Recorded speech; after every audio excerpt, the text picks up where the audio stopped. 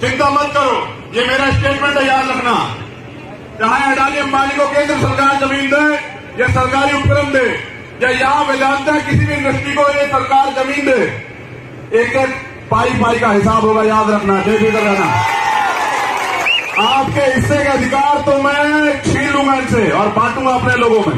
और तुम्हें गुलामी, जो गुलामी हमारे लोगों पर थोपी गई है, जिस गुलामी की वजह से हमारे लोग आज भी रोटी के मोहताज। मैं जेल से नहीं डरता हूं, मैं मुकदमे से नहीं डरता हूं। मैं तो मुख्यमंत्री कहता हूं कि अगर हमारे लोगों पर अत्याचार होगा तो 2 अप्रैल जैसा आंदोलन यहां उड़ीसा में भी कर दूंगा, तुम जेल भरी करके रखना।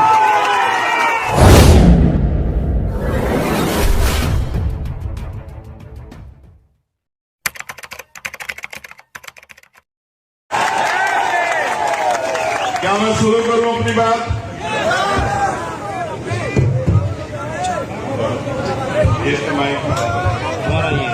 बैठ जाओ,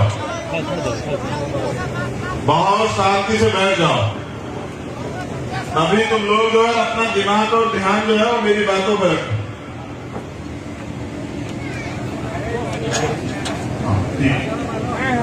अध्यक्ष जी बैठ जाइए, आप, ये आपका काम नहीं है, आप नेता हमारे, बैठ जाइए, छोड़ दीजिए वीडियो वगैरह बनाना, ये हम बहुत सारे लोग कर देंगे इसको, रखवा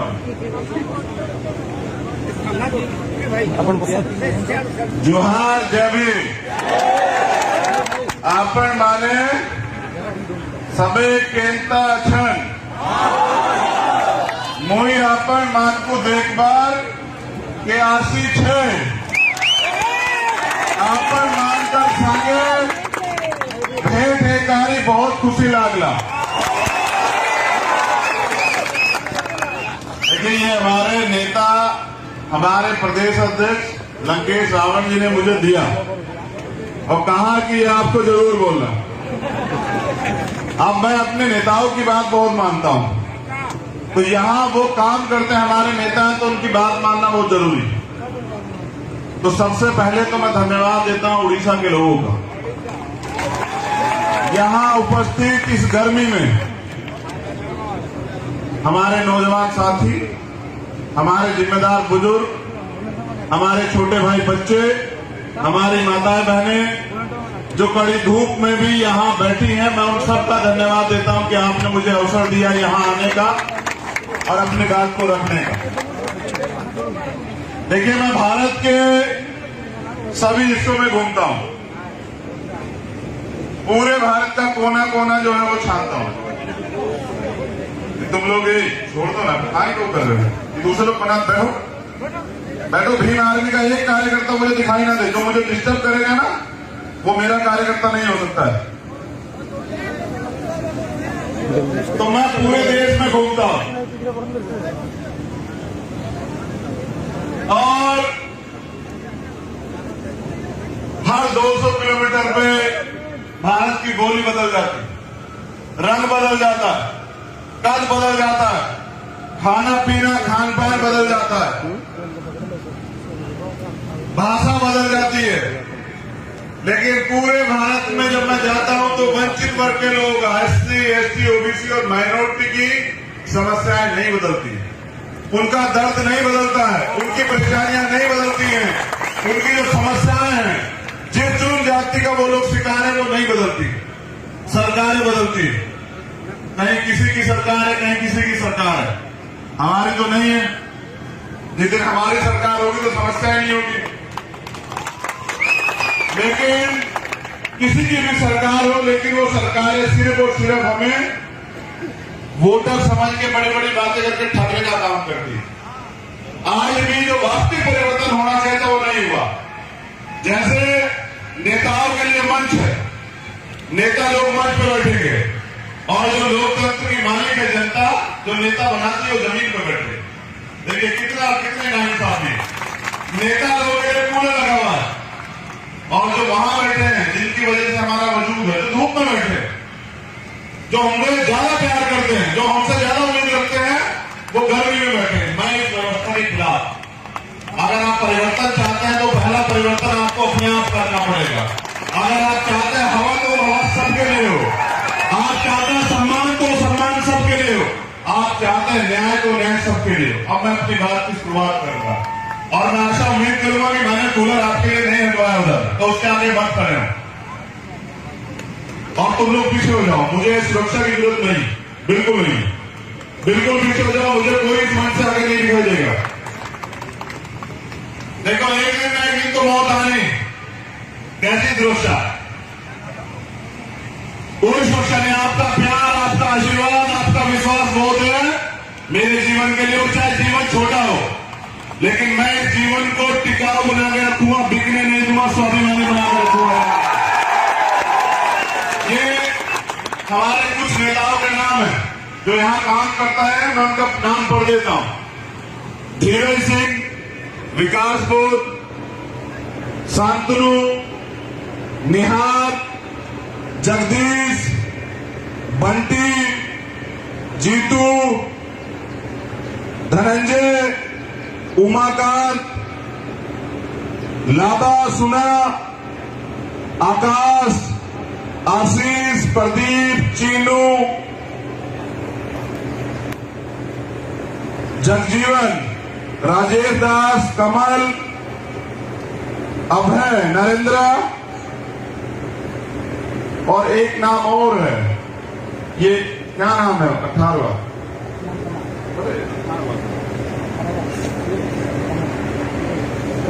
वरुण।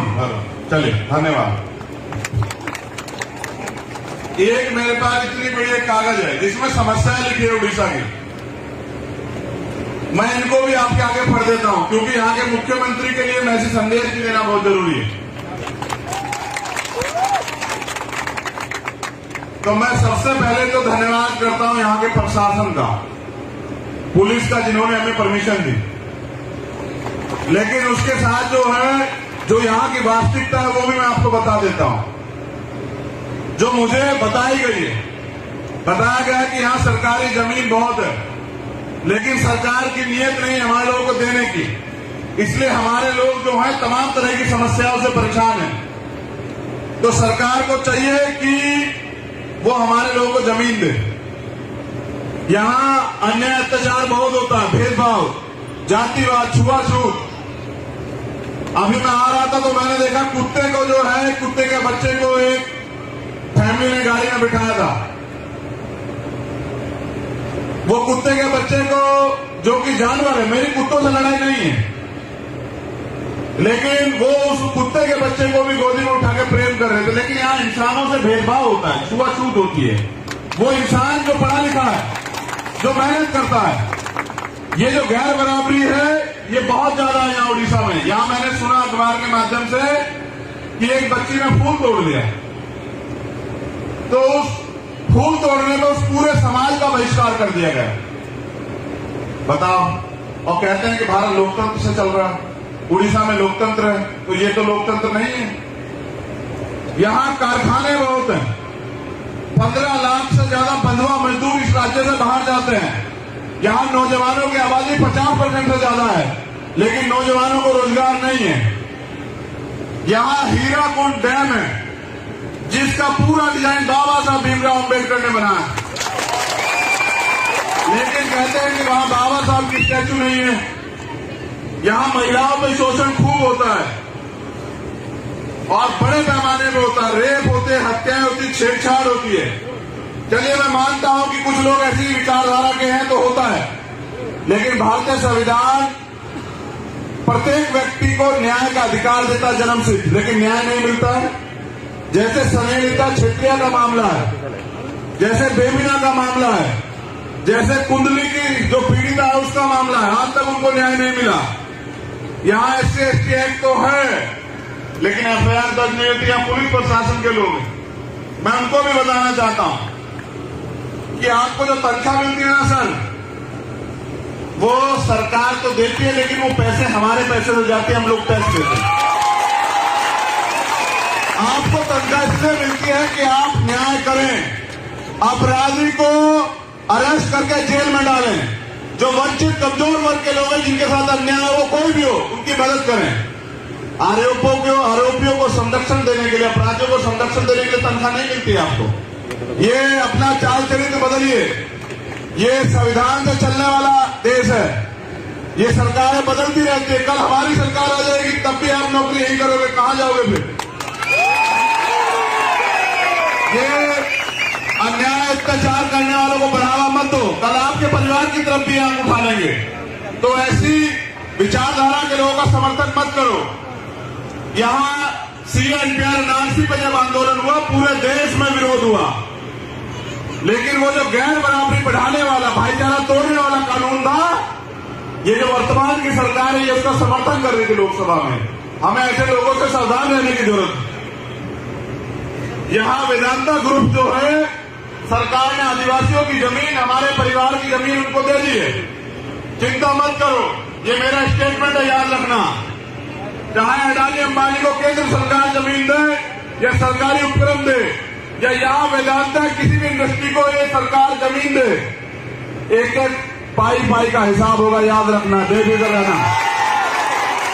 आपके हिस्से के अधिकार तो मैं छीन लूंगा इनसे और बांटूंगा अपने लोगों में। 1848 से चला सामाजिक परिवर्तन का आंदोलन जो राष्ट्रपिता ज्योतिबा फूले के नेतृत्व में चला, जिसको राष्ट्रपिता ज्योतिबा फूले के जाने के बाद बाबा साहब अम्बेडकर ने चलाया, जिसको बाबा साहब अम्बेडकर के जाने के बाद मान्यवर साहब श्री काशीराम ने चलाया, और मान्यवर साहब श्री काशीराम के जाने के बाद भीम आर्मी के समर्पित कार्यकर्ताओं ने और देश दुनिया में रहने वाले बहुजन समाज के जिम्मेदार निष्ठावान मिशनरियों ने चलाने का काम किया, और जिसको आज सिद्धांतिक रूप से चलाने का मौका मुझे मिला, उस आंदोलन की गरिमा को समझते हुए यहां उपस्थित तमाम जिम्मेदार साथियों, ये भारत है, एक लोकतांत्रिक देश। लोकतंत्र की स्थापना इसलिए हुई थी कि जब सरकार बदली, अंग्रेज चले गए और यहां रहने वालों के लोगों के हाथ में सत्ता आ गई, गरीब तो गरीब रह गया, अमीर अमीर रह गया। जिनके पास जमीनें थी, अधिकार थे, वो जमीनों वाले जमीन पे काबिल हो गए, लेकिन जो गरीब था देश का 90% गरीब रह गया, उसकी सुध नहीं ली किसी ने। तो लोकतंत्र इसलिए बनाया, ताली छोड़ के मेरी बात पे गौर करें, लंबे समय से हम लोग ताली बजा रहे थे आंदोलन में। 70 साल की आजादी में लोकतंत्र संविधान में हम लोगों ने ताली बजाई, झंडे उठाए, मिला हमें कुछ नहीं है। तो ताली छोड़ के मेरी बात पर गौर करें कि लोकतंत्र इसलिए बनाया गया था कि अंतिम व्यक्ति को भी वो अधिकार, वो सुविधाएं मिले जो अमीरों को हैं। और आज मैं यहां देख रहा हूं कि जानबूझ के, सुनिए मेरी बात को गौर से, जानबूझ के गरीबी को बढ़ावा दिया गया। क्यों? क्योंकि अगर हर व्यक्ति आर्थिक रूप से संपन्न हो जाएगा, उसके पेट में जो है रोटी होगी, उसके घर में जो है राशन होगा, तो वो सवाल करेगा, अपना हक मांगेगा, अपना अधिकार मांगेगा, अपने लिए न्याय की लड़ाई लड़ेगा। तो ये जो सरकारें हैं किसी की भी, ये सरकारें चाहती हैं कि गरीब बना रहा है, वो अगले दिन अगर सोचे भी तो रोटी के लिए सोचे, वो सोचे भी तो अपने बच्चों की पढ़ाई के लिए, फीस के लिए सोचे, वो सोचे भी तो अपने बच्चों के इलाज के लिए सोचे, वो सोचे भी तो मकान बनाने के लिए सोचे। उसके पास इतना पैसा ना पहुंचे कि उसको सुविधाएं मिल जाए, और अगर सुविधाएं मिल जाएंगी तो वो फिर सवाल करेगा, अपने हिस्से के अधिकार मांगेगा। उनके हिस्से के अधिकार आपको ना देने पड़े, इसलिए इनको रोटी में उठा कर।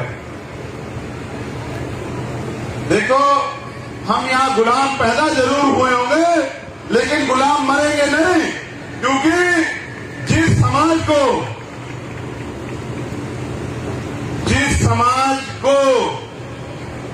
गुलामी की आदत पड़ जाती है, जिस समाज को मुफ्त में खाने की आदत पड़ जाती है, जैसे सरकार देती है ना, 2 रुपए किलो चावल, 1 रुपए किलो चावल, 4 रुपए किलो चावल, जिस समाज को मुफ्त में खाने की आदत पड़ जाती है, वो समाज कभी क्रांति नहीं कर सकता। और जो समाज क्रांति नहीं कर सकता है, वो कभी शासक नहीं बन सकता है। और जो समाज शासक नहीं बनेगा, उसको ना न्याय मिलेगा, ना अधिकार मिलेगा। और जिस समाज के पास शासक जिम्मेदारी नहीं होगी, शासक वर्ग जो समाज नहीं होगा, उनकी बहन बेटियों के साथ अन्याय अत्याचार जारी रहेगा। उनका सामाजिक बहिष्कार भी होगा, मूछें रखने पे उनकी हत्याएं भी होंगी, घोड़ी पे चढ़ने पे उनको बेइज्जत भी किया जाएगा, आगे बढ़ने पे उनके रास्ते रोके भी जाएंगे, उनको तमाम तरह से तड़फाया जाएगा, पिछाड़ा जाएगा। ये उन लोगों के साथ होगा जो शासक वर्ग नहीं होंगे।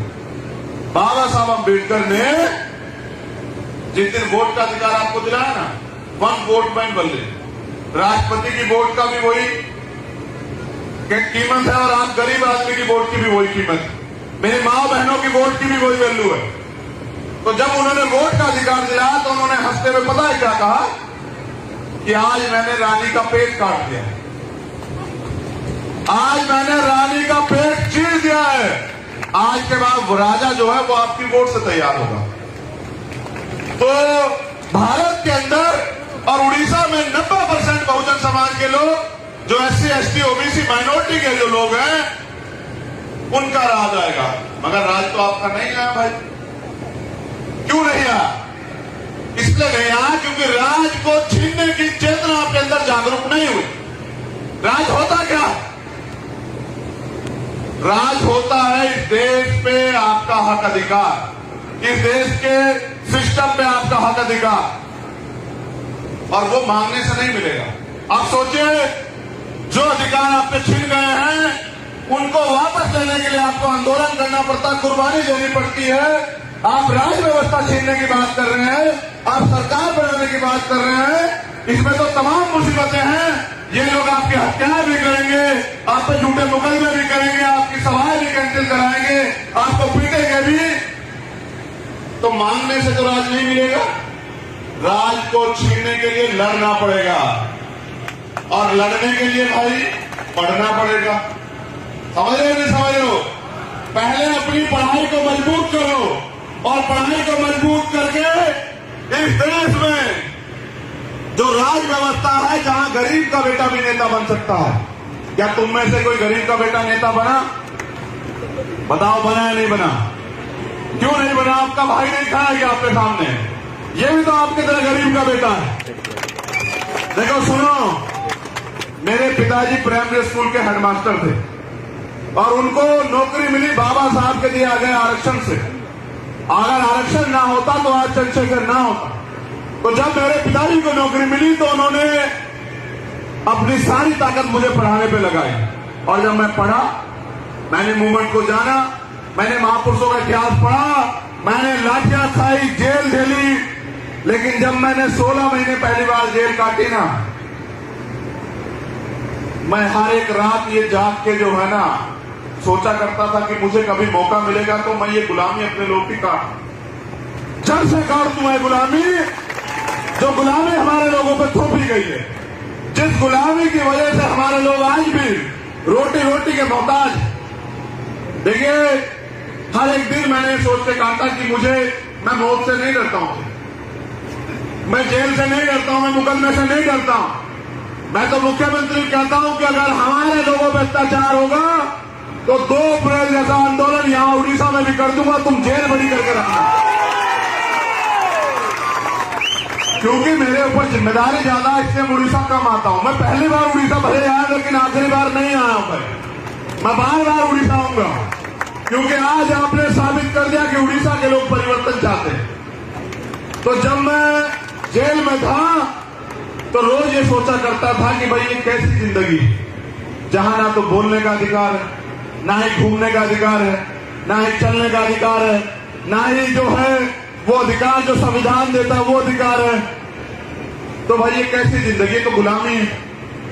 तो मैंने कहा भाई ये गुलामी जो है काटनी, इसके लिए घर घर जाके लोगों को तैयार करना है। तो मैं तो धन्यवाद देता हूं यहाँ की टीम का, हमारे माननीय अध्यक्ष जी और उनके तमाम जिम्मेदार साथी, हमारी महिला नेत्री, हमारे इस मंच पर जो बैठे जिम्मेदार लोग हैं, मैं उन सबका धन्यवाद देता हूं कि उनकी मेहनत की वजह से उड़ीसा में आने का मुझे मौका मिला। अब मैं आपको बताता हूं लोकतंत्र होता क्या है, राज व्यवस्था में क्या क्या गारंटी जो है आपकी है। मेरी बात को गौर से सुनना अध्यक्ष जी आपकी।